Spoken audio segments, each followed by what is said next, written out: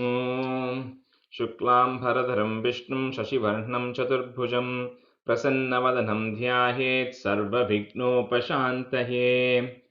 ॐ सहना भवतु सहनौ भुनक्तु सह वीर्यं करवावहै तेजस्विनावधीतमस्तु मा विद्विषावहै। ॐ शान्तिः शान्तिः शान्तिः।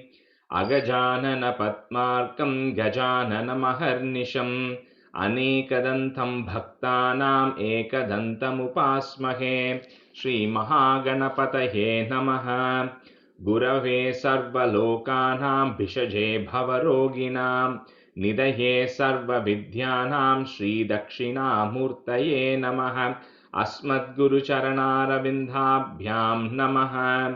वसुदेवसुतं देवं कंसचाणूरमर्दनं देवकी परमानन्दं कृष्णं वन्दे जगद्गुरुं। ज्ञानानन्दमयं देवं निर्मलस्फटिकाकृतिम् आधारं सर्वविद्यानां श्रीहयग्रीवमुपास्महे। श्रीहयग्रीवमूर्तये नमः। सरस्वती नमस्तुभ्यं वरदे कामरूपिणि विद्यारम्भं करिष्यामि सिद्धिर्भवतु मे सदा। श्रीमहासरस्वत्यै नमः। उमाकोमलहस्ताब्जसम्भावितललाटकं हिरण्यकुण्डलं वन्दे कुमारं पुष्करस्रजं। வெற்றிவேல் முருகனுக்கு ஹரஹரோஹரா. लोकवीर्यं महापूज्यं सर्वरक्षाकरं विभुं पार्वतीहृदयानन्दं शास्तारं प्रणमाम्यहं। स्वामिये शरणमय्यप्पा। वागर्ताविव सम्पृक्तौ वागर्तप्रतिपत्तये जगतः पितरौ वन्दे पार्वती परमेश्वरौ। श्रीपार्वतीपरमेश्वराभ्यां नमः। कोमलं कूजयन् वेणुं श्यामलोऽयं कुमारकः वेदवेद्यं परब्रह्मा तस्मै श्रीगुरवे नमः। अस्मद्गुरुचरणारविन्दाभ्यां नमः। श्रीकृष्ण गोविन्द हरे मुरारे श्रीनाथ नारायण वासुदेवा। श्रीकृष्ण गोविन्द हरे मुरारे श्रीनाथ नारायण वासुदेवा। श्रीकृष्ण गोविन्द हरे मुरारे श्रीनाथ नारायण वासुदेवा। पीताम्बरं करविराजितचक्रशङ्खकौमोदकी सरसिजं करुणासमुद्रं राधासहायम् अतिसुन्दरमन्दहासं वातालयेशम् अनिशं हृदि भावयामि। कृष्णो रक्षतु मां चराचरगुरुः कृष्णं नमस्ये सदा। कृष्णेनैव सुरक्षितोऽहमसकृत् कृष्णाय दत्तं मनः। कृष्णादेव समुद्भवो मम विभो कृष्णस्य दासोऽस्म्यहं। कृष्णे भक्तिरचञ्चलास्तु भगवन् हे कृष्ण तुभ्यं नमः। श्रीगुरुवायूरप्पा शरणं। नम्राणां सन्निधत्ते सततमपि पुरस्तैरणभ्यर्थितानपि अर्थान् कामानजस्रं वितरति परमानन्दसान्द्रां गतिं च। इत्थं निःशेषलभ्यो निरवधिकफलः पारिजातो हरे त्वं क्षुद्रं तं शक्रवाटी ध्रुममभिलषति व्यर्थमर्त्यव्रजोऽयम्। श्रीगुरुवायूरप्पा शरणं। श्रीभट्टपादम् अनिशं हृदि भावयामि।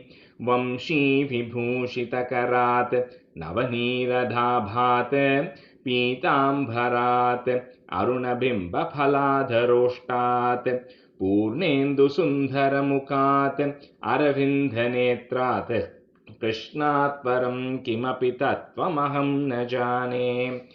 കൈരണ്ടും കൂപ്പി ഞാൻ വീണ്ടുമീറക്കുന്നു നീരജലോചന നിന്നോടായി. ഏതീനോ മഞ്ഞനെ കുമ്പീരേന്താത്തോരു രീതിയിൽ നീ എന്നെ പാലിക്കെന്നായി. Krishna Hare Jaya, Krishna Hare Jaya, Krishna Hare Jaya, Krishna Hare. Right, everyone, welcome to the first class. So we'll get Namaste, started. Guruji. Namaste. Good morning, good morning. So we'll Namaste. get started with Dashakam 1. So in the way it is going to go is some chapters are 4-liners and some chapters are 2-liners, and the 4-liners are relatively tougher than the 2-liners, right? So the first chapter is a 4-liner, so it's going to be a little bit of a tough Dashakam, but we'll go slowly accordingly, right? So in this, I may probably not say meaning for every stanza depending on how the time goes, right? But we'll pick the important stanzas for the meaning, but we'll try to finish the full chapter today. So Nikki, I'll probably call out 2 volunteers if you're available. Jaya, are you available today to be a student? I'm seeing Jaya's dialed in. I have a bit of a cold today, Rajesh. I'll do it next week. Okay, no worries. So Narayani, you can be a student today. Okay, and Kalpana, you can be a student. Okay. Sure. Okay. So first, I'll start the first stanza. I'll say the meaning because we already covered it last time, and then we'll go to the second stanza, and then we'll start the class. सान्ध्रानन्दावबोधात्मकमनुपमितं कालदेशाभदिभ्यां निर्मुक्तं नित्यमुक्तं निगमशतसहस्रेण निर्भास्यमानम् अस्पष्टं दृष्टमात्रे पुनरुरुपुरुषार्थात्मकं ब्रह्मतत्त्वं तत्तावद्भाति साक्षात् गुरुपवनपुरे हन्त भाग्यं जनानाम्. So the first stanza itself, right? So what Bhattaripad is saying in this is he's defining what Brahman is. So Brahman, people have defined it in different ways, and the way he's saying here is, first of all, doesn't have any form or a shape. So it's not like this is Brahman has the form of a Shiva or any of that stuff, right? So it doesn't have any form. But if you have to define what it is, like we used to study in math, right? They start with what it is not. So the various ways of defining what it is not is, first it says kala desha vadibhyam nirmuktam. So it's mukti. So nirmukti, it's free from dimensions of time and space. So we are saying right now I am sitting here in Chicago as of 8:07, which means I'm not sitting in India right now, and I'm not sitting in Chicago maybe in the future or may not have been in the past, right? But the Brahman is free from all of that, which means it's present at all places and at all times. It's not constrained by the dimensions of time and space, number one. Second is Nitya Muktam. So we are all born because of karma. So that's what has forced us to take birth. So Brahman cannot be bound by karma, because if it is bound by karma, it becomes a human. Right? So it is not bound by karma. So even when the avatarams happen, like Krishna avataram and all of that is happening, it is the intention of the Lord to come in that form. It is his own personal will, and he's not being born because of the karma that he has, which is what we are all bound by. So that is one of those things, is bound by that. The next one is the knowledge, right? So you all didn't know Narayaniyam first stanza 3 weeks back. You know Narayaniyam first stanza now, but you don't know 67th chapter 10th stanza right now. You're going to only learn it in the future, right? So your knowledge is dependent on at what point I'm checking what knowledge you have, and plus whatever you might have learned 5 years back, you might have forgotten now. So the knowledge aspect of everything also, it cannot be bound by it. The Brahman knows all the knowledge at all the time, right? So that is another constraint. So on the Mari, there are 5 or 6 definitions which constitute what that Brahman is. And what Bhattaripad says here is, although Nigama Shata Sahasrena, in thousands of the scriptures, they have tried to explain what this Brahman is, right? And they have defined it in multiple ways by various scripts, right?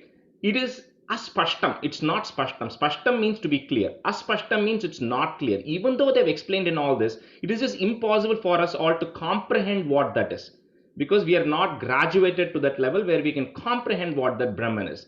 But then he says, Punaha Drishtamatri, the moment you realize what it is, and this is based on what people have said, right? They said, hey, it's very difficult to comprehend, you're not going to get it, but the moment you realize what it is, then Uru Purushartmakam. So Purushartmakam is the various kind of destinations, right? So they say Dharmam, Artham, Kamam, Moksham, the various levels. Uru Purushartmakam is the highest of those destinations, which is Moksha. So they say the moment you realize what it is, you will now get Moksha. So till you realize what it is, you kind of have to progress through those steps. But when something is so difficult to comprehend, what Bhattacharya says here is, Hanta, alas, it is Bhagyam Jananam. It is really a good fortune for the people, because that Brahman which you cannot understand is right now, Sakshat Guru Pavanapure, is present in front of me right now in Guruvayur in your form. So for people who cannot comprehend all this, don't worry. Just worship the Krishna who is in Guruvayur, and that is essentially the essence of Brahman, and it is much easier for you to comprehend what that is. So don't worry that you are not understanding all this complexity of Brahman. So that's what he is saying in the first stanza, that it is really a fortunate for all of us that this whole Brahman is present in front of us in Guruvayur in your form. So that was stanza 1. So now we'll go to stanza 2. So like we did last time, so I'll say the stanza, I'll explain the meaning, and then we'll break it into 2 lines each. Evam dhurlabhya vastunyapि सुलभतया हस्तलब्धे यदन्यते तन्वा वाचाधिया वा भजति बत जनः क्षुद्रतैव स्फुटेयम् एते तावद्वयं तु स्थिरतरमनसा विश्वपीडापहत्यै निःशेषात्मानमेनं गुरुपवनपुराधीशमेव आश्रयामः. So this complex explanation which Bhattacharya had said in the first stanza, he's saying Durlabhya Vastun, it is not something which is easy to get. It's an extremely hard object to grasp and to get as well. And although very easily, Sulabhataya, it's very easily Hastalabde, it is available in our hand. And when he says it's available in our hand, he's saying it is sitting right there in Guruvayur. So even though this complex thing is available for us in a much easier to grasp manner, all the people, Tanva with their body, Vacha with their speech, and Dhiya with their mind. So all these, with all the 3 sense organs, instead of grasping this, what do people do is they go and pursue other worldly pleasures. And he says this is indeed very pitiable, that even though this complex thing is available, people tend to get distracted. They tend to get distracted and they go and pursue other material things with their body, speech, and mind. However, he says, like Tavat, the devotees like us, he says, and he includes all the devotees, because anybody who's reading this Narayanam is reading this, right? So he says all these devotees, however, we are actually blessed because we are Sthiratara Manasa, with our mind fully resolved. We are now beginning to worship. We completely surrender. Ashrayamaha. We are completely surrendering to this Guru Ayappan, who is now going to eradicate all the suffering. So all these devotees are indeed very blessed because we have already begun that journey. Right? So that's what he says in stanza 2. So let's now break it up. So evam, and as I'm kind of breaking those individual words, right, depending on your convenience, you may want to put a marker in your book. A lot of people do that because that way you won't forget later on, how we split those words, right? So evam durlabhya vastunyapi, and then a comma, and comma means you are pausing there, comma, sulabhataya hasta labdhe yadanyat, comma, tanva vacha dhiya va bhajati bata janaha, comma, kshudra taiva sputeyam.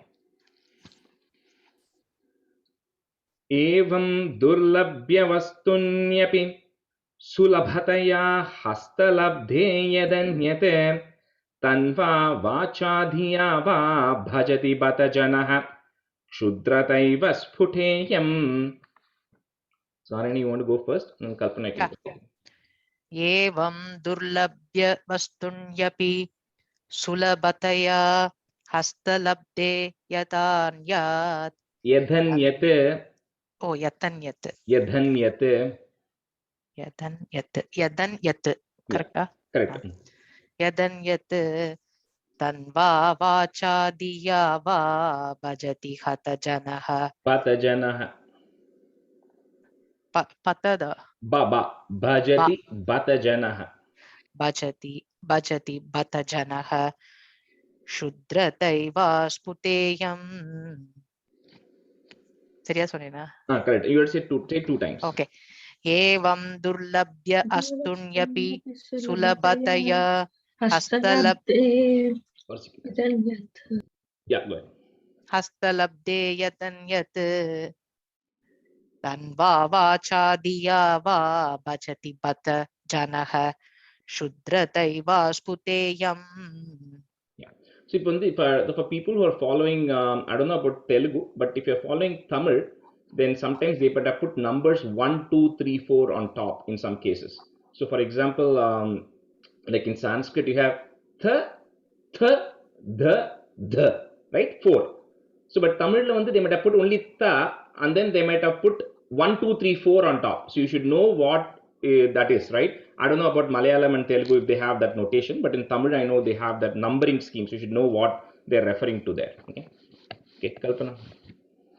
एवं दुर्लभ्य वस्तुन्यपि सुलभतया हस्तलब्धे यदन्यत् तन्वा वाचा धिया वा भजति बत जनः क्षुद्रतैव स्फुटेयम्.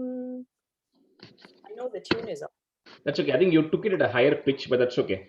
You can.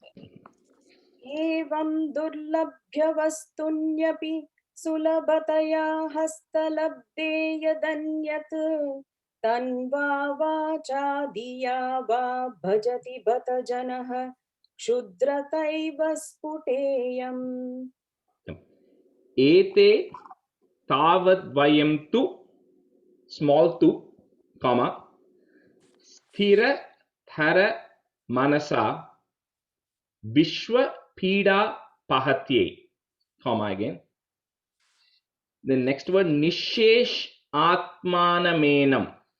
So nishesh atmanamenam guru pavana puradisham eva. Guru pavana puradisham eva, and then comma, pause there, ashrayamaha. That's the next word. So we're going to separate that thing out. So it's a comma there, guru pavana puradisham eva, comma, ashrayamaha. Ete tavadvayam tu sthirathara manasa vishwapidha pahatye nisheshatmanamenam guru pavana puradishameva ashrayamaha. एते तावद्वयं तु शिरतर मनस Sthiratara. இதுல स्थिरतर मनसा विश्वपीडापहात्यै निःशेष आत्मानमेनं गुरुपवनपुराधीशं एव आश्रयामः. திருப்பி சொல்லட்டுமா? ஏதே தாவத்வயம் து Narayani, sorry. Tavat bhayam tu. Oh, okay. நான் இங்கிலீஷோடது ஓகே. தாவத்வயம் து शिरतर मनस स्थिरतर मनसा विश्वपीडात् पहत्यै निःशेष आत्मानमेनं गुरुपवनपुराधीशं एव आश्रयामः. एते तावद्वयं तु स्थिरतर मनसा विश्वपीडापहत्यै निःशेषात्मानमेनं गुरुपवनपुराधीशमेव आश्रयामः. एते तावद्वयं तु स्थिरतर मनसा विश्वपीडापहत्यै निःशेषात्मानमेनं गुरुपवनपुराधीशमेव आश्रयामः. So Kalpana, just like all of you, adjust your pitch according to what you are comfortable with, because my pitch might be different. So you don't have to stick to my pitch, right?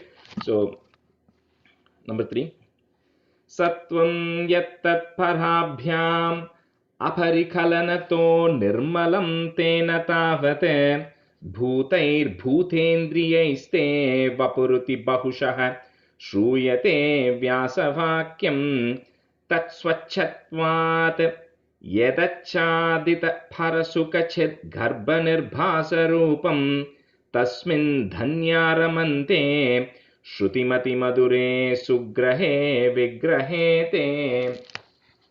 So in the three gunas which everybody is made of, right? Sattva, Rajas and Tamas, and that it exists in different people in various combinations of it. So here what Bhattacharya is telling is that Sattva Gunalyam, there's a form of Sattva Guna which is a pure Sattva Guna, which means it doesn't exist with any other Rajas and Tamas Guna. So that pure Sattva Guna, Sattvam, that pure Sattva Guna, aparikalanataha, it is not mixed with anything, because of which it is nirmalam. Malam means impure, nirmalam means not impure, so pure. So it exists in that pure form, and from that is what te vapuhu, your body is made of, right? And by the body here he is referring to the Brahman. Brahman doesn't have any body, but he's saying the Brahman is pure Sattva Guna, and he's saying this form of yours which is in Guruvayur is also a representation of the pure Sattva Guna. It does not, it's nirmalam, it does not have any of the Rajas and Tamas mixed with it. And it is defined multiple times by Vyasa Vakyam. So Veda Vyasa is also said in multiple Vedas also that this is yours, it's a pure Sattva Guna. And because of that, he says, this is nothing but and the English is a definition called bliss, right? So happiness is temporary, bliss is permanent. So you have to feel that bliss. So this condensed bliss, like he says in the Sandrananda, the first thing, that bliss is present, and it is only tasmin dhanya ramante. So only the fortunate ones who have punya to their credit. So to be able to learn, to be able to hear, and to be able to see all this, you should have done some punyam. So he's saying only the fortunate ones who have actually built that good karma in the past, they are now able to shruti mati madure. So they're getting delighted by hearing Narayaniyam and also, feeling you through their mind. So they're really blessed. And all of this is possible by vigrahete, by thinking about your image. So thinking about that image of Guru Ayappan, he says this is available to everybody.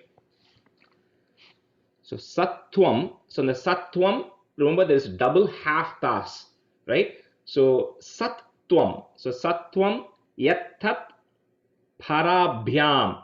So if you have a ma there, so this is where, right, and I'm following Sanskrit. So this is where when I'm saying we're going to break it. So in the Sanskrit, there's a rule called a Sandhi rule, right? So it's a lot of things there, but in this case, when the ma mari, when it comes, we're going to break it into im plus a. So in this case, parabhyama, it must be there. So you're going to break that ma into im. So parabhyam, and put a comma. Then the next word you're going to start with aphari. Start with the a. So aphari kalanato nirmalam tena tavat, comma, bhutair bhutendriyaiste. So remember the word indriyam. So bhutair bhuta indriya, bhutendriyaiste vapuruti bahushaha, and after bahushaha, comma, shruyate vyasa vakyam. Sattvam yattat parabhyam aparikalanato nirmalam te. Sorry, after parabhyam pause. Sattvam yattat parabhyam aparikalanato nirmalam tena tavat bhutair bhutendriyaiste vapuruti bahushah shruyate vyasa vakyam. Sattvam yattat parabhyam aparikalanato nirmalam tena tavat bhutair bhutendriyaiste vapuruti bahushaha shruyate vyasavakyam. Sattvam yattat parabhyam aparikalanato nirmalam tena tavat bhutair bhutendriyaiste vapuruti bahushaha shruyate vyasavakyam. तत्त्वं यत्तत्पराभ्याम् अपरिकलनतो निर्मलं तेन तावत् भूतैर्भूतेन्द्रियैस्ते वपुरिति बहुशः श्रूयते व्यासवाक्यम्. सत्त्वं यत्तत्पराभ्याम् अपरिकलनतो निर्मलं तेन तावत् भूतैर्भूतेन्द्रियैस्ते वपुरिति बहुशः श्रूयते व्यासवाक्यम्. Next. Tat swachat vat. So if you have a diya in Sanskrit there, we're going to break that up. So tat swachat vat it and then comma. Swachat vat comma. Next start with ya.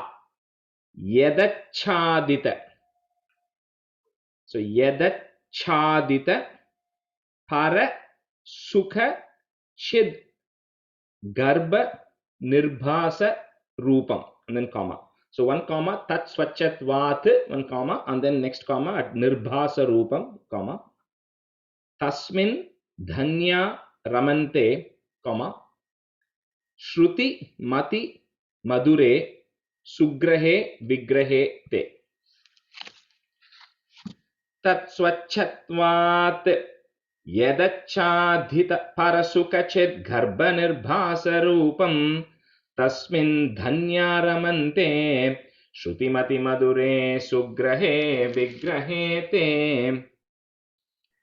तत्स्वच्छात् स्वच्छत्वात् स्वच्छत् तत्स्वच्छत्वात् यच्छादित यदच्छादित यदच्छादित परसुख चिद्गर्भ निर्भासरूपं तस्मिन् धन्या रमन्ते श्रुतिमति मधुरे सुग्रहे विग्रहे ते. Tasmin dhanya ramante kapram we have a comma, right? So this is a small pause there and then shrutimati madhure sugrahe. Tatsvachvat tatsachatvat That swachat and the two ich. So swach and then chat. Swachatvat. Correct. Tatsvachatvat yadachadita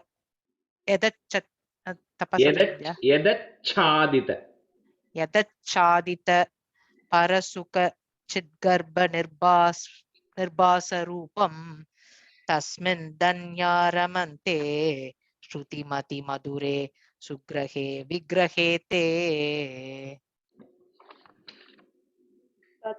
तत्स्वच्छत्वाद् यदाचित्. After that swachatvat and then there is a pause. तत्स्वच्छत्वाद् यदच्छादितपरसुखचित् गर्भनिर्भासरूपं तस्मिन् धन्या रमन्ते श्रुतिमतिमधुरे सुग्रहे विग्रहे ते. तत्स्वच्छत्वाद् यदच्छादितपरसुखचित् गर्भनिर्भासरूपं तस्मिन् धन्या रमन्ते श्रुतिमतिमधुरे सुग्रहे विग्रहे ते. Stanza 4. Nishkampe nityapurne niravadhi paramananda piyusha rupe निर्लीनानेक मुक्ता वलि सुभगतमे निर्मल ब्रह्म सिंधौ कल्लोलोल्लासतुल्यं खलु विमलतरं सत्त्वमाहुस्तदात्मा कस्मान्नो निष्कलस्त्वं सकल इति वचः त्वत्कलास्वेव भूमन्.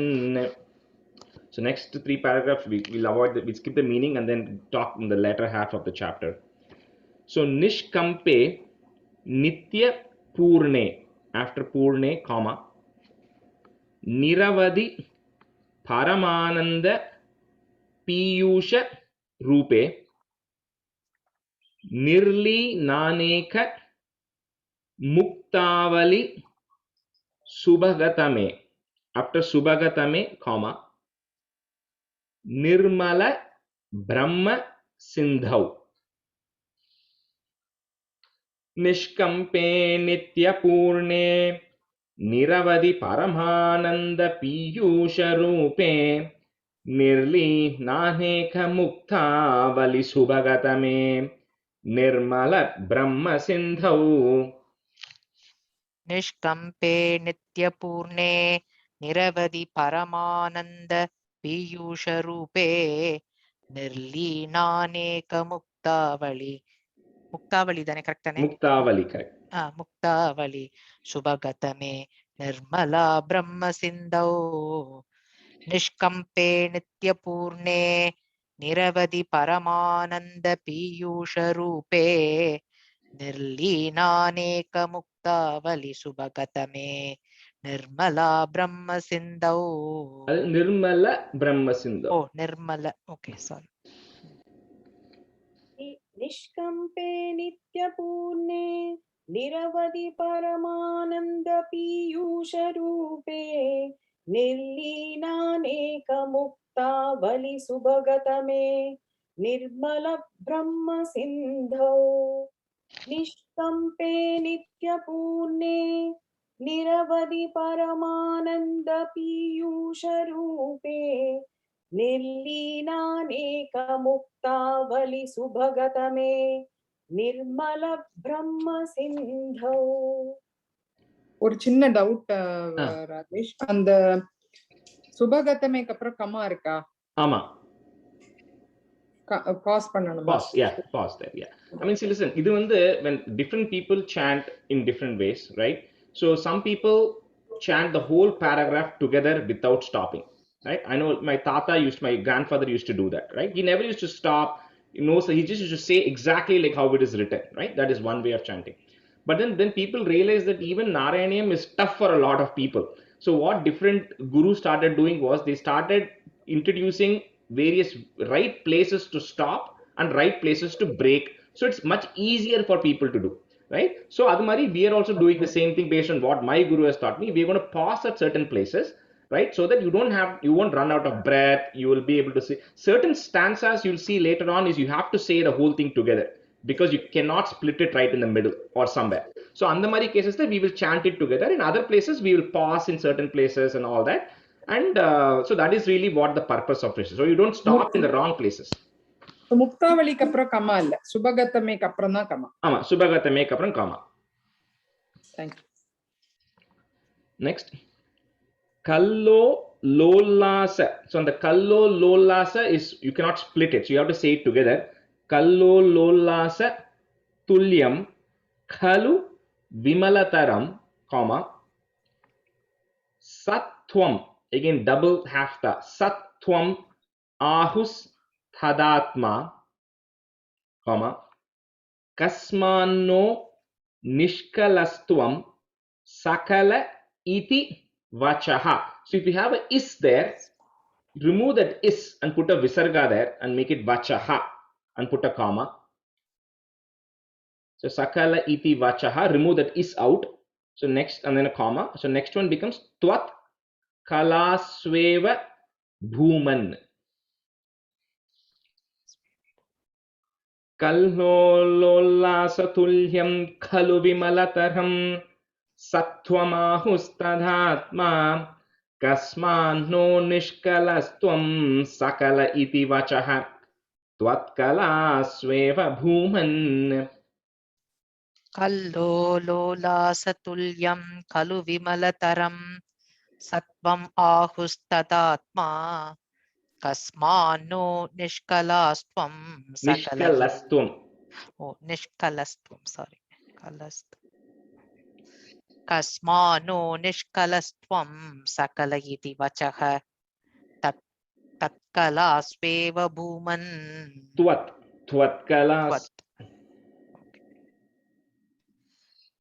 त्वत्कलास्वेव भूमन् कल्लोलोलासतुल्यं खलु विमलतरं सत्वमाहुस्ततात्मा कस्मान्नो निष्कलास्त्वं सकल इति वचः त्वत्कलास्वेव भूमन्. Rajesh, question. Yeah. Lakshmi, are we supposed to say Sattvam Ahustadatma or Sattvam Ahustadatma? Which way? So in Sanskrit, whenever the ma and im thing comes, right? When you're saying it together fast, it wouldn't matter.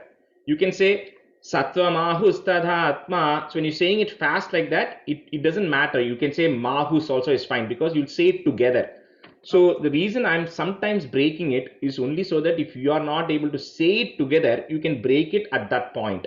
So you can say Sattvam Ahus Tadatma, or you can say Sattvam Ahus. And if you say it together fast, it's okay. You will not find a problem. But if you say Sattva and then you stop and then say Mahus, that is wrong. Okay. So you can either say together Sattva Mahus together, because then it's no problem, or if you want to pause, then you say Sattva Mahus Tadatma, then it's a proper break. That's all. Okay, thank you. कल्लोलोलासतुल्यं खलु विमलतरं सत्त्वमाहुस्तदात्मा कस्मान्नो निष्कलस्त्वं सकल इति वचः त्वत्कलास्वेव भूमन् कल्लोलोलासतुल्यं खलु विमलतरं सत्त्वमाहुस्तदात्मा कस्मान्नो निष्कलस्त्वं सकल इति वचः त्वत्कलास्वेव भूमन्. Good. Next one, stanza 5. Yeah. Nirvyaparopi nishkaranamajabhajase yakriyamikshanakyam tenaivodheti lina prakrutirasati kalpapi kalpadikale tasya samshuddhamamsham kamapi thamatirodhayakam sattvarupam Sattvam dhritva dhadasi swamahima vibhava kunta vaikuntha rupam. So here just a quick explanation, right? So in the so this again is talking about on the Prakriti and how eventually it merges into Brahman, and how in this case it says the Brahman itself is birthless. It does not have a birth, it does not have a death, and how what all the manifestations which are there, and right in 7, I think in the later chapters we'll see all the different types of pralaya and what happens and everything. But in this case it is saying that this one is it's not bound by anything, it is always present.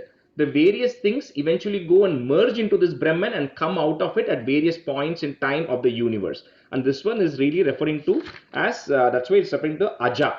So Aja means it's something which is like birthless. So that's the key essence of this. It's defining the Brahman in the form that you don't have any birth, you don't have any death, you are continuous. So Nirvyaparopi. So Nirvyaparopi Nishkarana Maja. So again here also, right, like Lakshmi Garu had asked, you can say Nishkaranam Ajabhajase is also fine, or Nishkarana Maja is also fine, depending on if you can say it continuous, that is the preferred way. Nishkarana Maja, right? That's preferable. Bhajase, then after Bhajase, put a comma. Then Yatkriyam Ikshanakyam. So again, same thing. Yatkriyam Mikshanakyam, you can say it together, or Yatkriyam Ikshanakyam if you want to break it. Comma, tenai wo dheti lina, comma, prakriti rasati kalpapi kalpadi kale. Nirvyaparopi nishkarana bhaja bhajase yatkryami kshanakhyam tenai wo dheti lina Prakriti rasati kalpapi kalpadi kale. Nirvyaparo api nishkara Sorry, nishkarana. Narayani, அங்க வந்து அந்த api is because anytime that like o po, like in this case, right? So in Sanskrit, what you don't say it as api explicitly. Like even in the Lalita Sahasranam, also there are a lot of places where you notice in Sanskrit, if you follow, they put a S, like a symbol, like an S, right? And that normally follows a O. O is the preceding letter there. So under you don't say api explicit, you have to say it together. Nirvyaparopi. Okay. Nirvyaparopi nishkarana najabhajase. So under not maja, it's either nishkaranam ajabhajase or nishkarana majabhajase together. Oh, sorry. Nirvyaparopi nishkaranam ajabhajase yakriyam ईक्षणाख्यां तेनैवोदेति लीना प्रकृतिरसति कल्पापि कल्पादिकाले निर्व्यापारोऽपि निष्कारणम् अजभजसे यत्क्रियाम् ईक्षणाख्यां तेनैवोदेति लीना प्रकृतिरसति कल्पापि कल्पादिकाले निर्व्यापारोऽपि निष्कारणमज भजसे यत्क्रियामीक्षणाख्यां तेनैवोदेति लीना प्रकृतिरसति कल्पापि कल्पादिकाले निर्व्यापारोऽपि निष्कारणमज भजसे यत्क्रियामीक्षणाख्यां तेनैवोदेति लीना प्रकृतिरसति कल्पापि कल्पादिकाले. ஒரு small question, Rajesh. Yeah. Tenair vodetiya illa tenai vodetiya? Tenai. No ir there. Tenai No ir. vodetiya. Okay, thank you.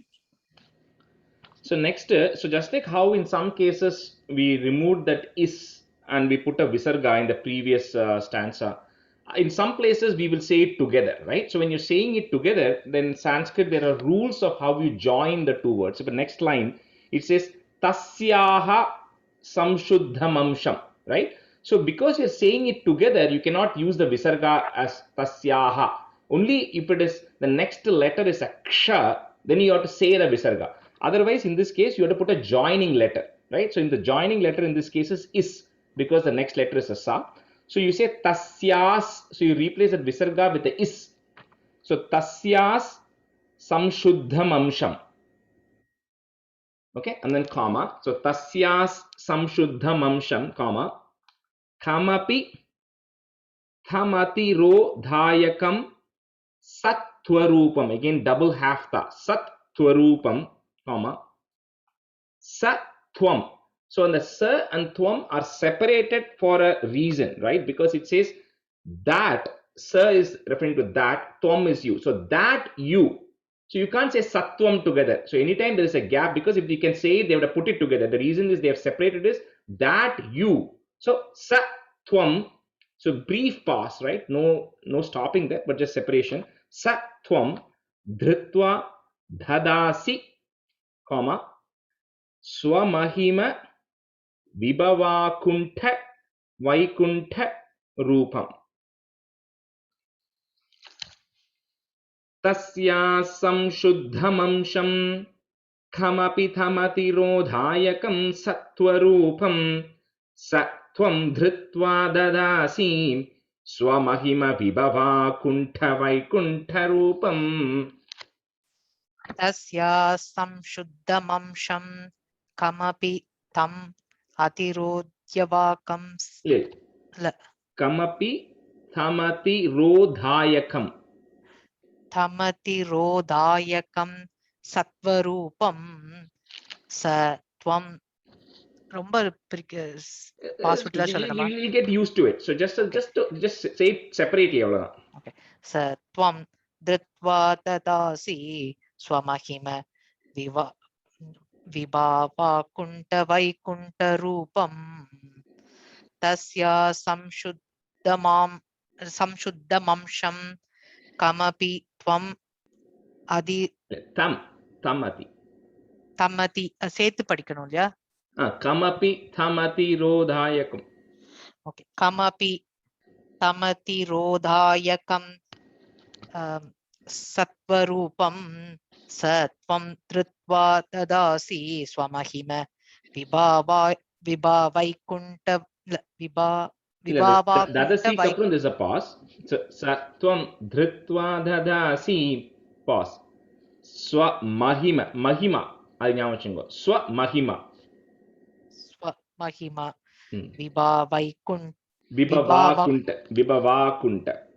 விபாவைகுண்ட Vaikunta ரூபம். Correct. Rajesh, this is Jaya. One question. The first line, we have the tamati rodhayakam. Is it tamati rodhayakam or tamati rodhayakam? Tam athirodhayakam. Okay. Tam Okay, thank you.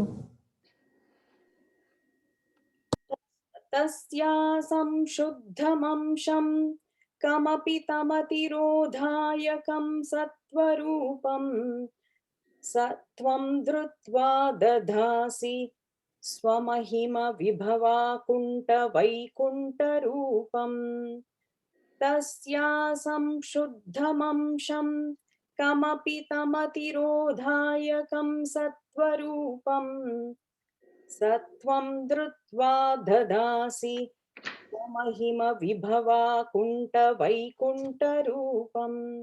Yeah, that tha is the fourth, right? Ta, second one, sorry.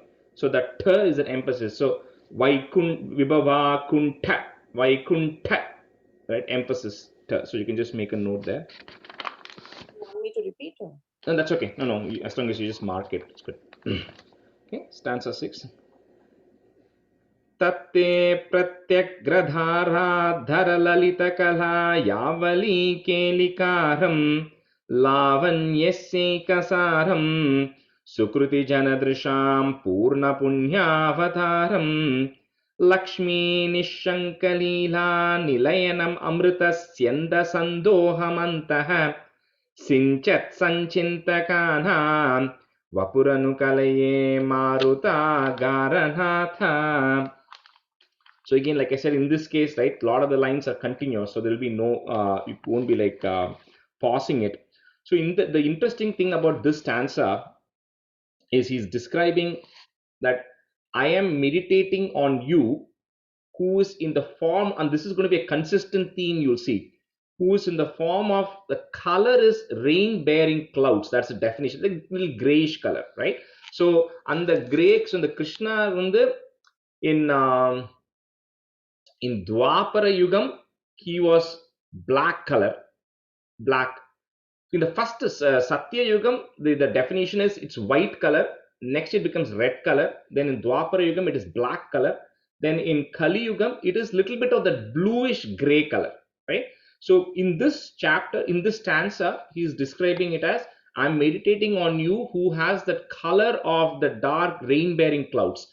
And the reason it also says rain-bearing clouds is how when there's intense heat and then the rain-bearing clouds comes, it's an indicator that it's about to rain and going to cool the earth. So Ade Mari, so all the sorrows that people have, so just looking at you is an indicator that you are going to come and remove my sorrows. It's like a precursor to what is going to be happening, right? So Andamari, and it also says, and there is a, and it looks bluish.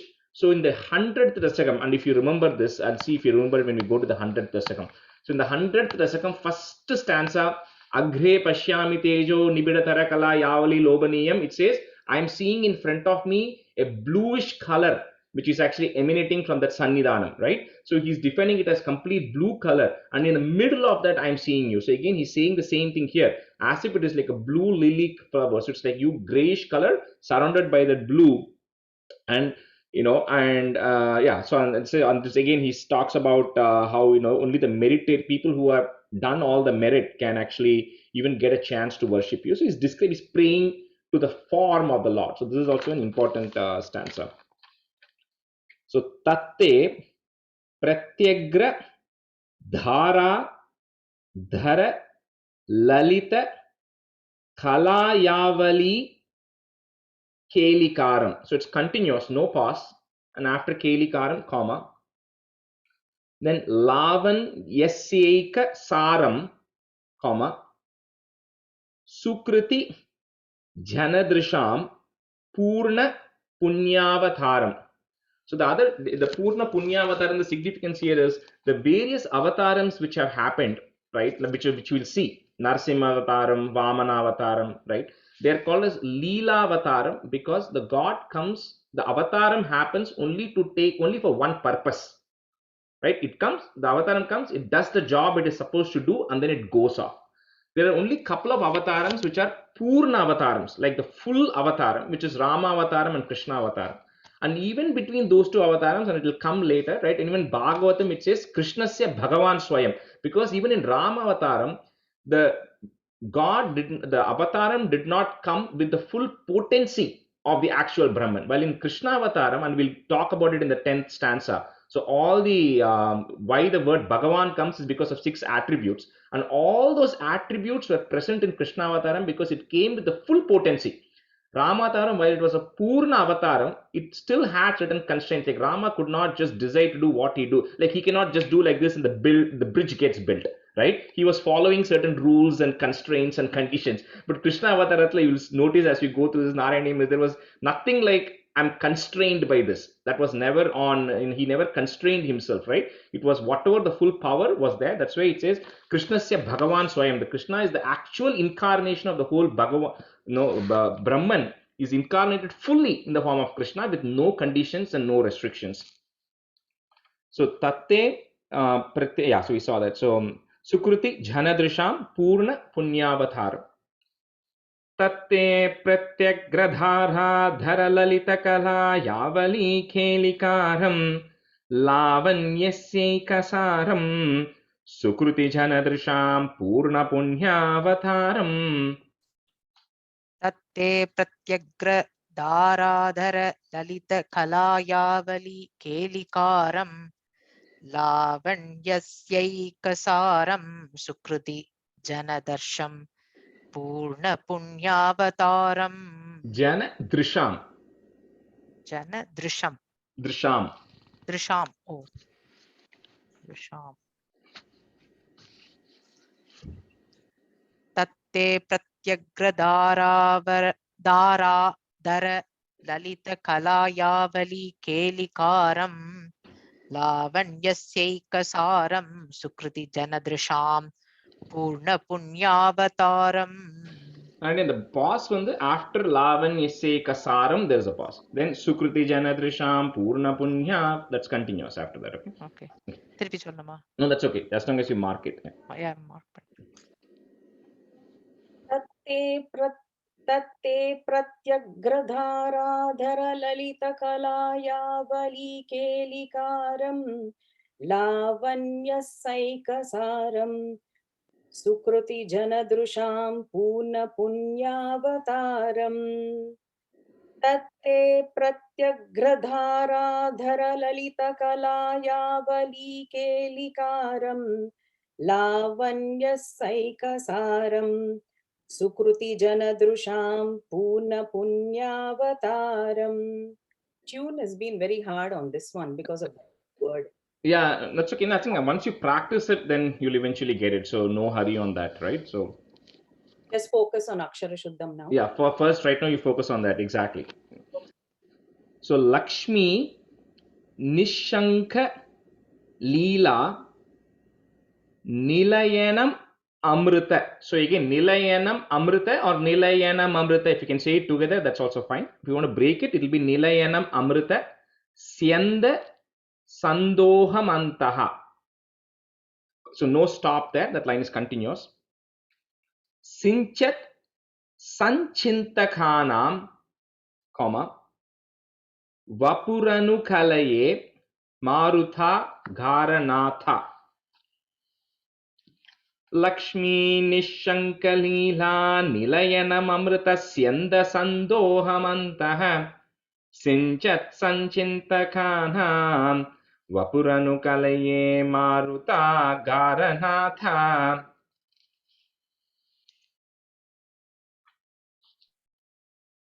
Lakshmi Nishanka Leela Nilayanam Amrita Syanda Syanda. அது எப்படி சொல்லணும்? Syanda Sandohamantaha. தஸ்யந்தன்னு சொல்லணுமா?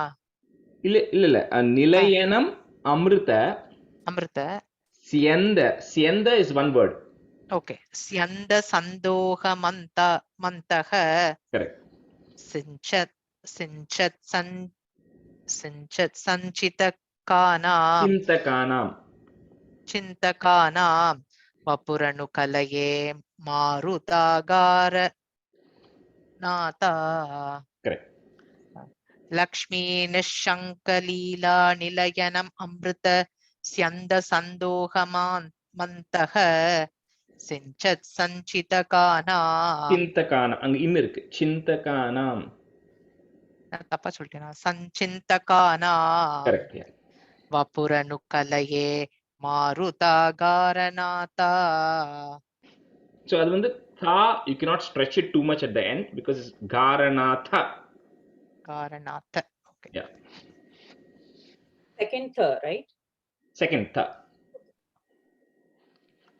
Lakshmi निःशङ्कलीला निलयनममृतस्यन्दसन्दोहमन्तः सिञ्चत् संचिन्तकानां वपुरनुकलये मारुताघारनाथ.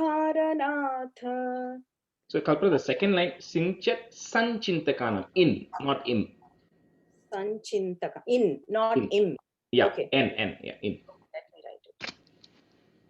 Lakshmi निःशङ्कलीला निलयनममृतस्यन्दसन्दोहमन्तः सिञ्चत् संचिन्तकानां वपुरनुकलये मारुताघारनाथ. Stanza 7. Kashtate srishticheshta bahutara bhavakhe dhavaha jiva bhajam ityevam purvamalochitamajittamaya naiva madhyabhijane noche jivah katham va madhuratharamidham twadvapuschhidrasadhram netraishotraischa bhitva Paramarasasudham Bodhipure Rameran.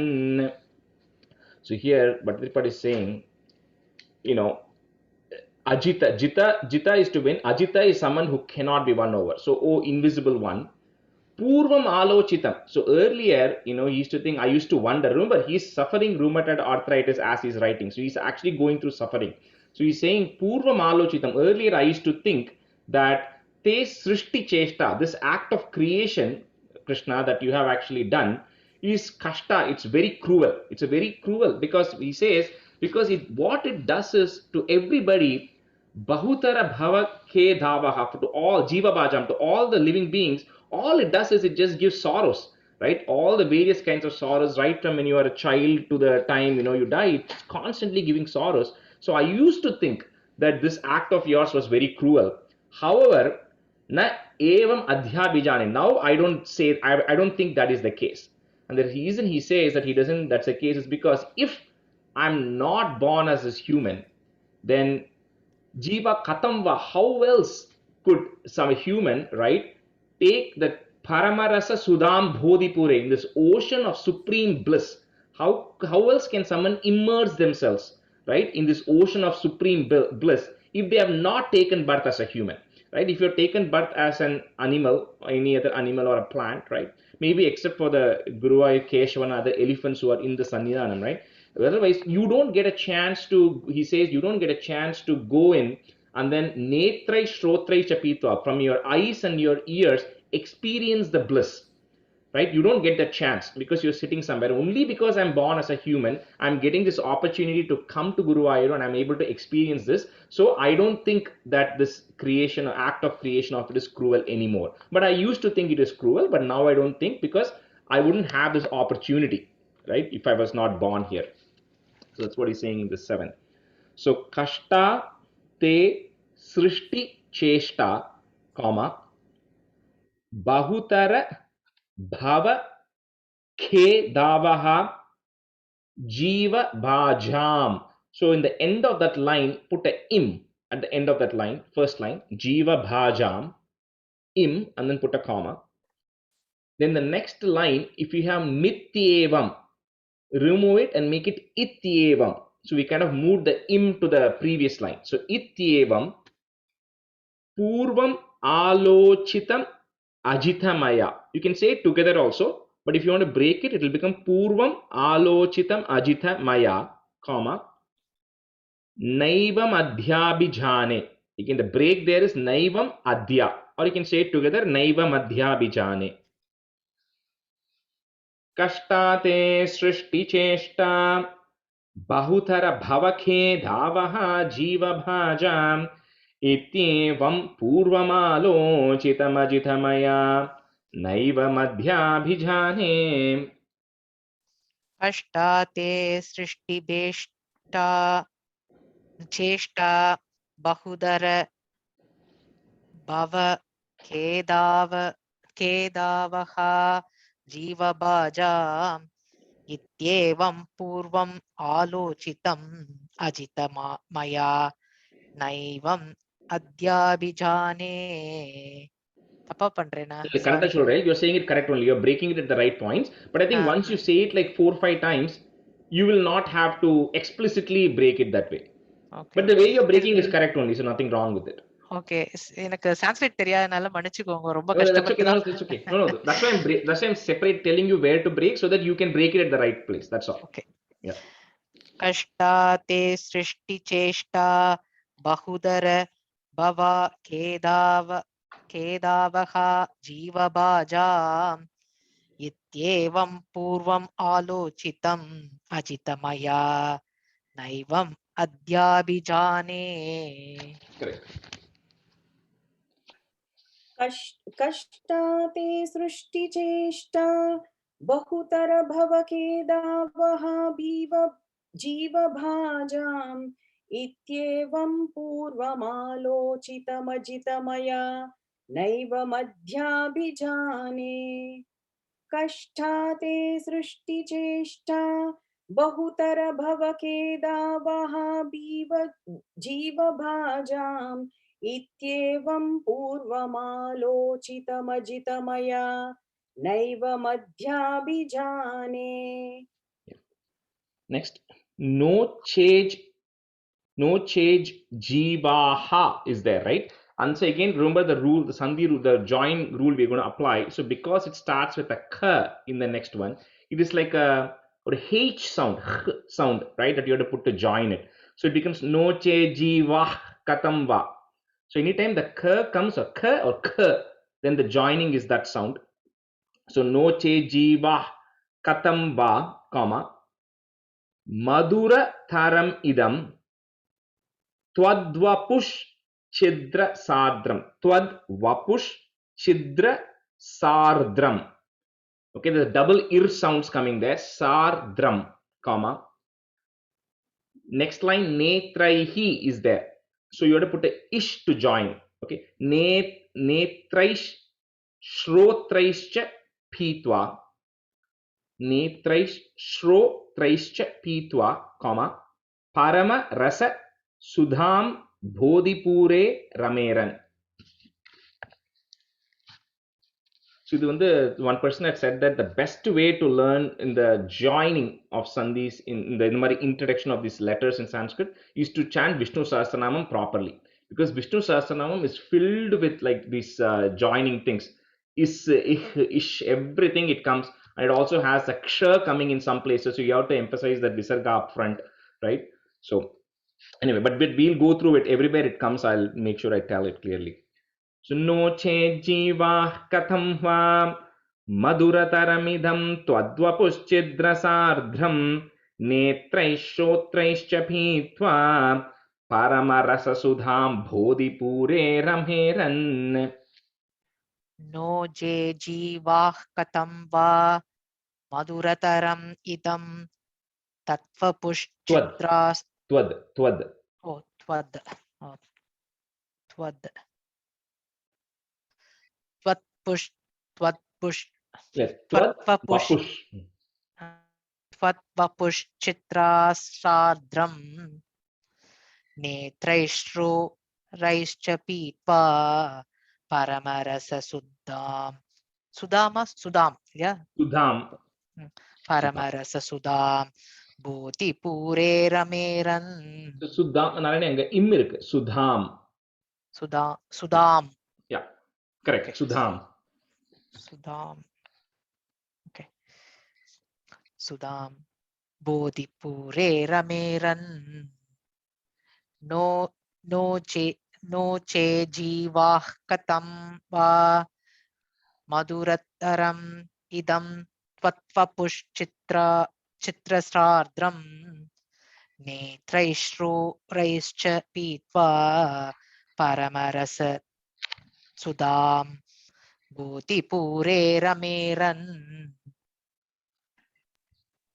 No che jivah katam va मधुरतरमिदं त्वद्वपुश्चिद्रसार्द्रं नेत्रैश्चोत्रैश्च पीत्वा परमरससुधाम्बोधिपूरेरमेरन् नो चे जीवाः कथं वा मधुरतरमिदं त्वद्वपुश्चिद्रसार्द्रं नेत्रैश्चोत्रैश्च पीत्वा परमरससुधाम्बोधिपूरेरमेरन्.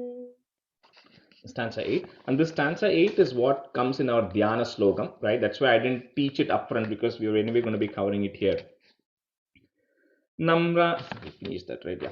Namranam sannidhatte satatamapi purastairanabhyartitanapi artan kamanajasram vitarati paramananda sandram gatim chem इत्थं निःशेषलभ्यो निरवधिकफलः पारिजातो हरे त्वं क्षुद्रं तं शक्रवाटी ध्रुममभिलषति vyartamartevrajohyam.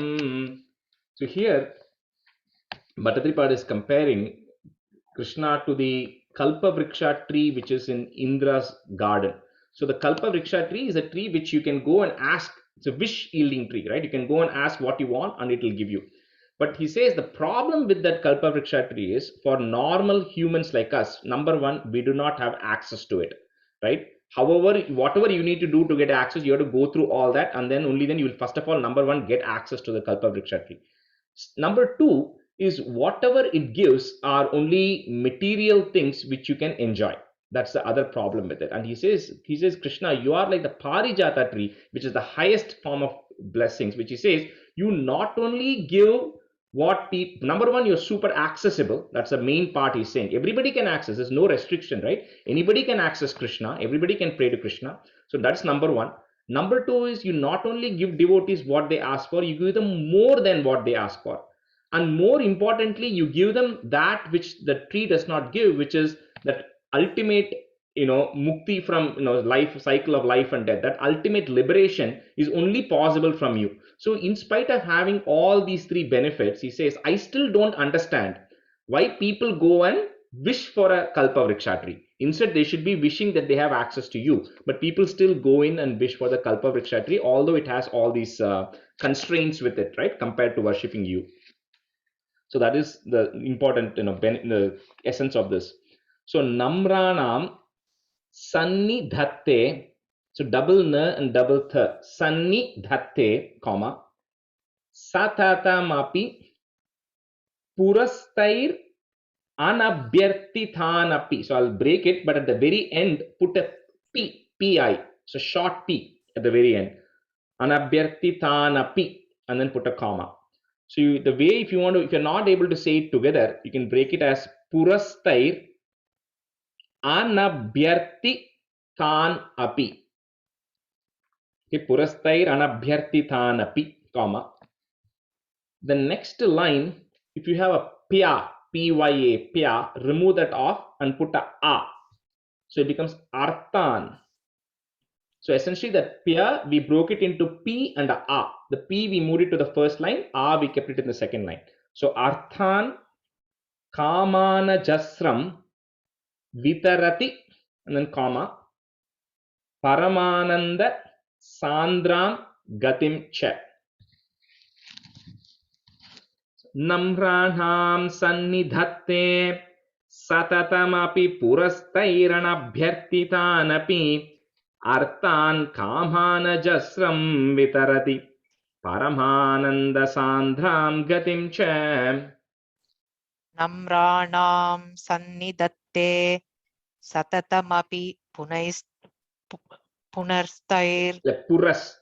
Oh, purastair. Ada சொல்லுங்க ana. And the purastair and the purastai tai kapram there's a ra, right?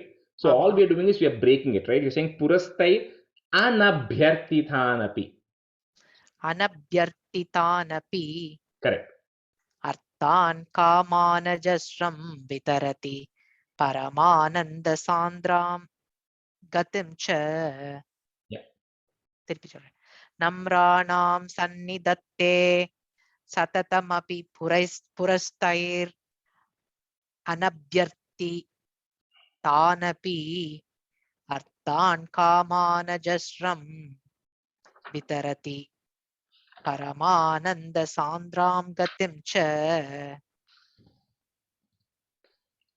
नम्राणां सन्निधत्ते सततमपि पुरस्तैर्नभ्यर्थितानपि अर्थान् कामानजस्रं वितरति परमानन्दसान्द्रां गतिं च.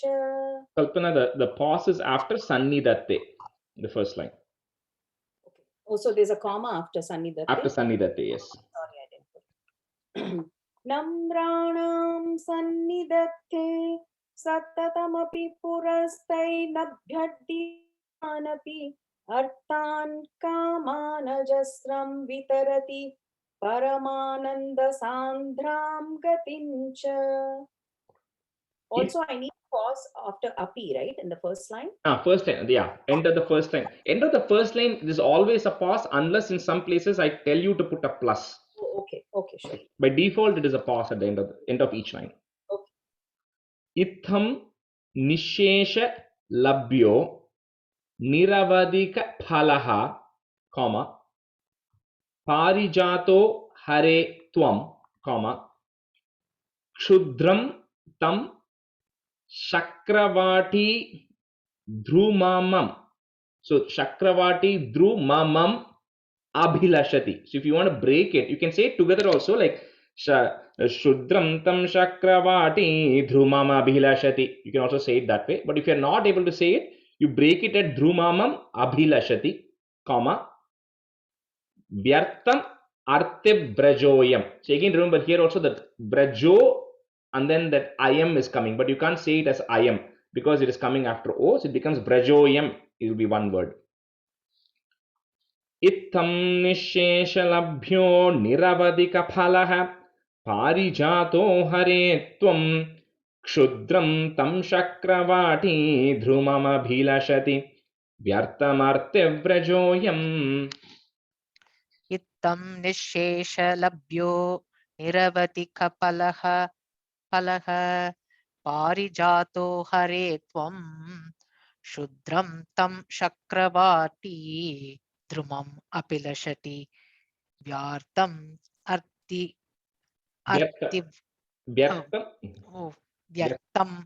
अर्तिव्रजोऽयम्.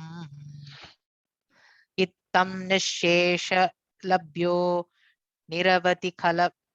निरवधिकफलः पारिजातो हरे त्वं. Oh, அந்த இடத்துல ஒரு பாஸ் விடணும் இல்லையா? After phalaha there is a pause. Then parijato hare tvam.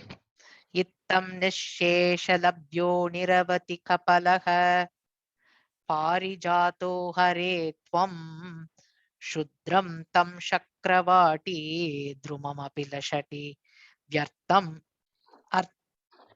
अर्तिव्रजोऽयम्. इत्थं निःशेषलभ्यो निरवधिकफल पारिजातो हरे त्वं क्षुद्रं तं शक्रवाटी ध्रुममभिलषति यद्दमर्तिव्रजोऽयम्. Kalpana, there is a phalaha. There is a visarga at the end of phalaha. Phalaha, okay. And then the last line is kshudram, right? It's K-S-H. Kshu, not S-H. So just be careful when you guys are saying that. Shudram. Ksha, yeah. Shudram, okay. Ittam nisheshalabhyo niravadikapalaha parijato hare tvam kshudram tam shakravati dhrumama bilashati vyardamartivyajoyam. Okay, stanza 9. Karunyat kamamanyam dhatati khalu pare swatmadastvam visheshate aishwaryadishatenye jagati parajane swatmanopishwarastvam त्वय्युच्चैरारमन्ति प्रतिपदमधुरे चेतनास्फीत भाग्याः त्वं चात्मा राम एवेति अतुल गुणगणाधार शौरे नमस्ते. So quickly run through the meaning, otherwise we run out of time. So here it says you can worship any god, because at the end of the day, every god is eventually a representation of the Brahman, right? And eventually, no matter which god you pray, it will become your Ishta Devata. And eventually, you'll realize, when you get to that point, you'll realize that all the gods are the same. But we have to get to that point. But the only difference he says here is, he says, Krishna, you are that Brahman itself, completely taking, but like we said earlier, right, the Purna Avataram versus the other Avatarams, right, is all the other gods, he says Shankara and everybody else, is one instantiation of the Brahman coming in various forms, but it is not the Brahman itself. So he says that is a big difference. He says, Krishna, you are the Brahman itself, completely. And that's what Bhattaripada is just separating, but he also makes it clear that they're not comparing that one is better than the other or anything. He says all the gods are the same, and eventually you'll realize it's the same, it's a Brahman itself. So Karunyat Kamamanyam Dhadati Khalu Pare, comma, Swatmadas Tvam Visheshat. So put a it at the end of that line. Visheshat. And then comma. Next line, instead of dai, if you have dai in the next line, remove that and put I. Aishwarya Dishate Anye. So it starts with I. Aishwarya Dishate Anye Jagati Parajane. After Parajane, comma. Swatmano Pishwarastvam. So remember again, and the Swatmano is one word, Apishwaras is another word, but you say it together. Swatmano Pishwarastvam.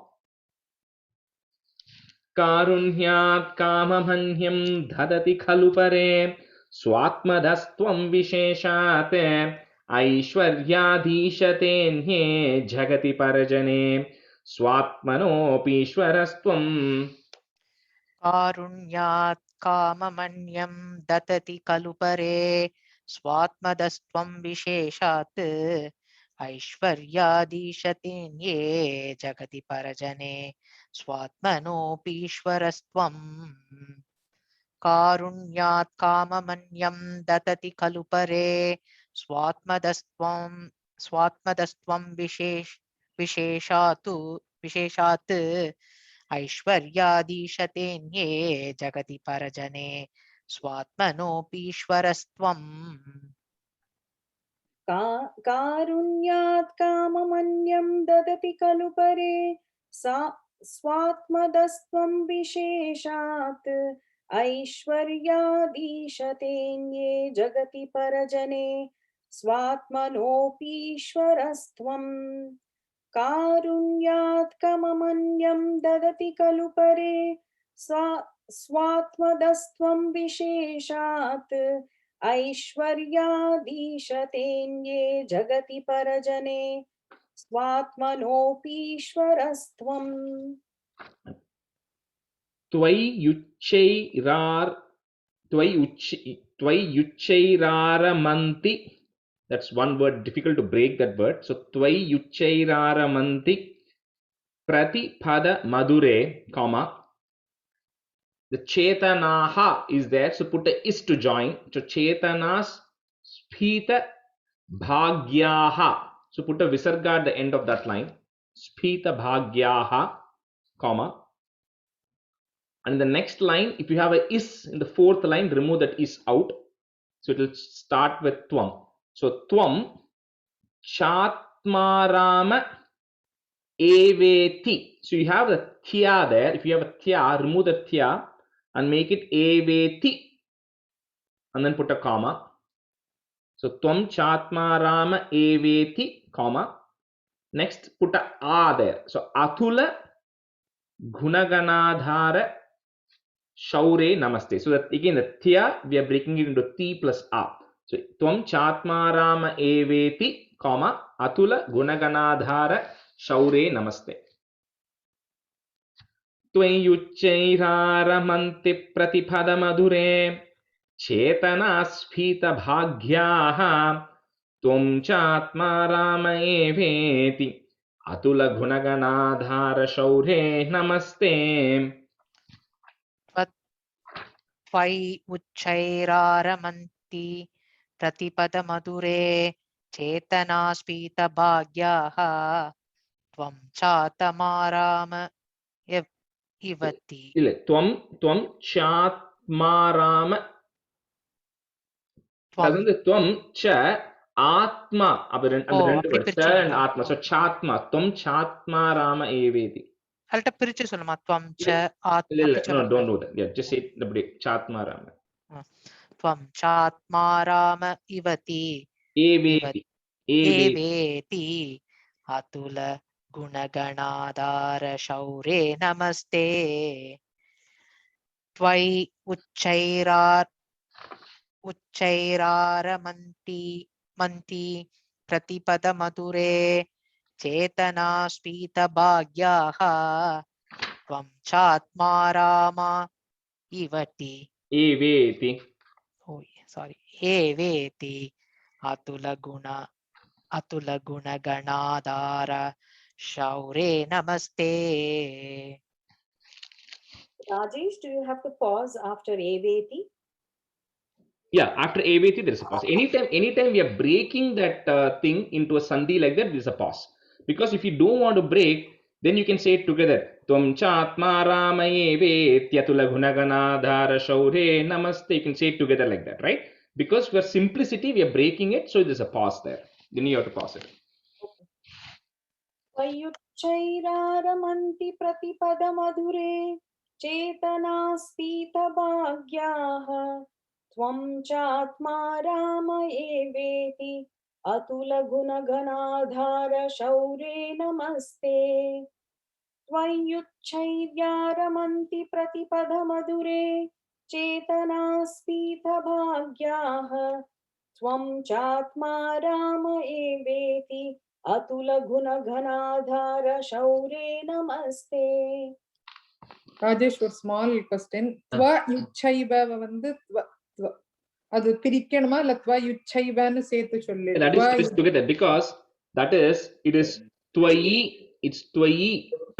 No, so adanalu you can't break it that way. So you have to say it as twayi yuchairaramanti together. துவைன்னு சொல்லணுமா துவான்னு சொல்லணுமா? இல்ல துவை துவ and then there is a half ya and then a full ya. So it's twai yuchai. So twai yuchaiva. Yeah, not twai. Twai yuchai. Yeah.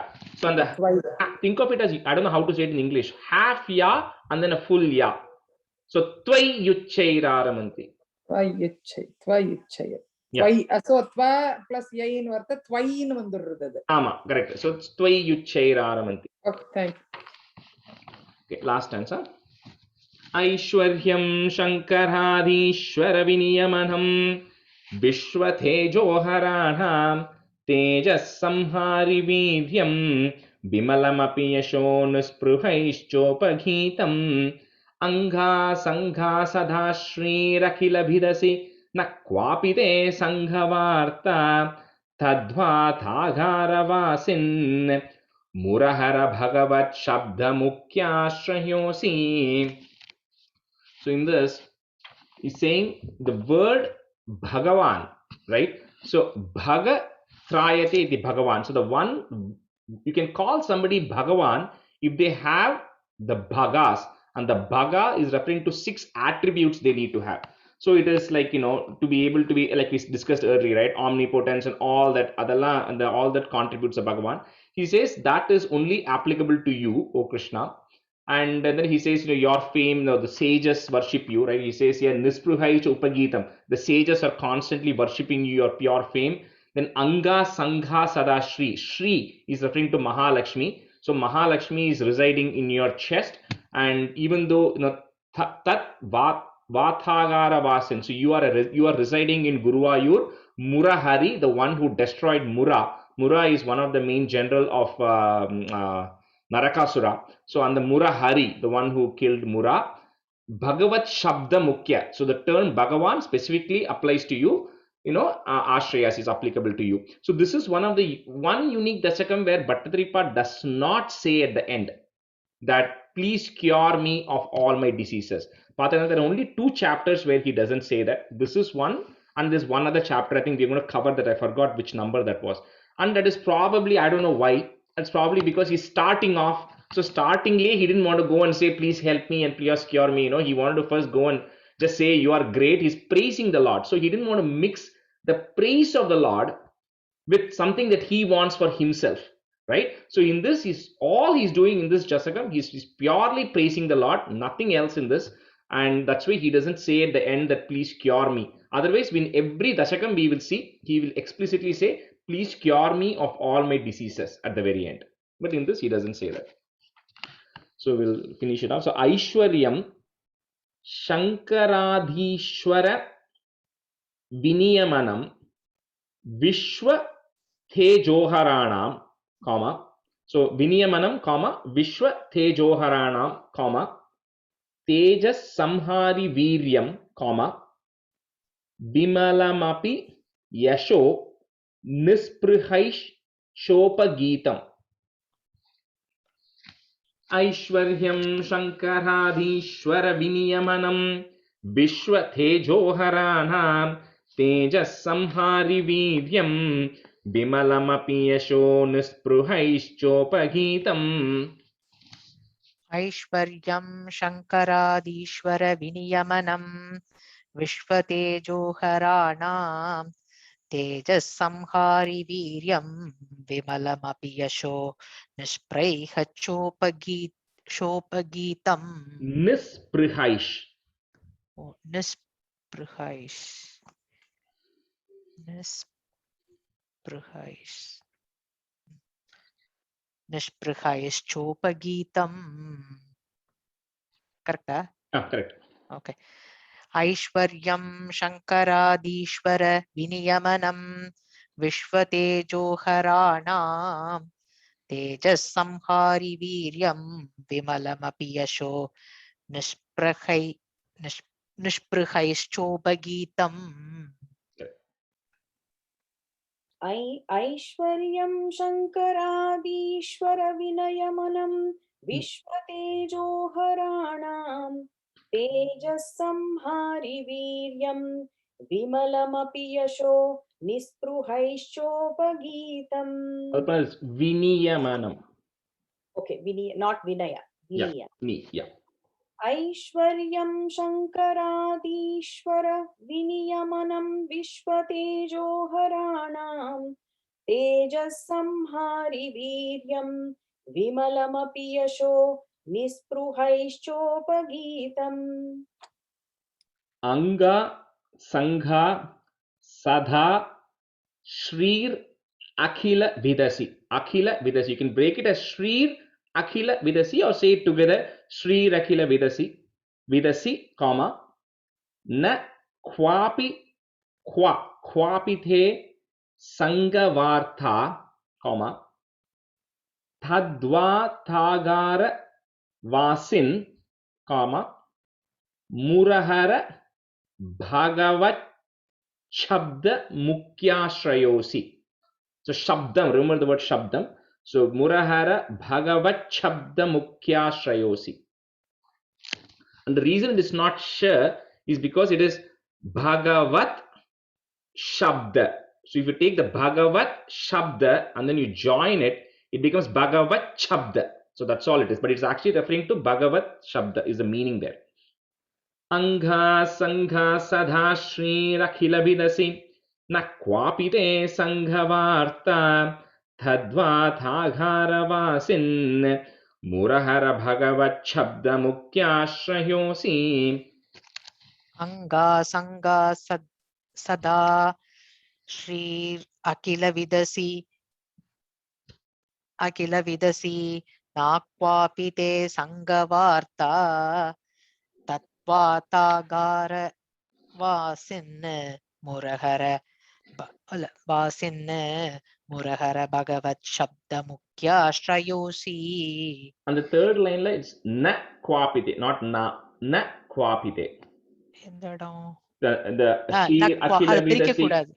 Na Kwapite, so not Na. Na. Okay. Thank you. Angra Sangha Sada Shri Akila Vidasi Nakwapite Sanghavarta Tvatvatagara त्वत्वातागार sorry, Narayani, Tadvathagar. ओ तद्वातागार वासिन् मुरहर भगवत् शब्द मुख्याश्रयोऽसि And the end mattum, be careful, it is not long C, it's Shabda Mukhya Ashrayosi. See. Just short, okay. अङ्गासङ्गासद्राष्ट्रीरखिल विदसि न क्वापि ते सङ्गवार्ता तद्वातागारवासिन् मुरहर भगवच्छब्दमुख्याश्रयोऽसि अङ्गासङ्गासदाश्रीरखिल विदसि न क्वापि ते सङ्गवार्ता तद्वातागारवासिन् मुरहर भगवच्छब्दमुख्याश्रयोऽसि. Krishnaya Parabrahmane Namaha. We just say the stanza 1 again at the end of the class and Kayena Vacha.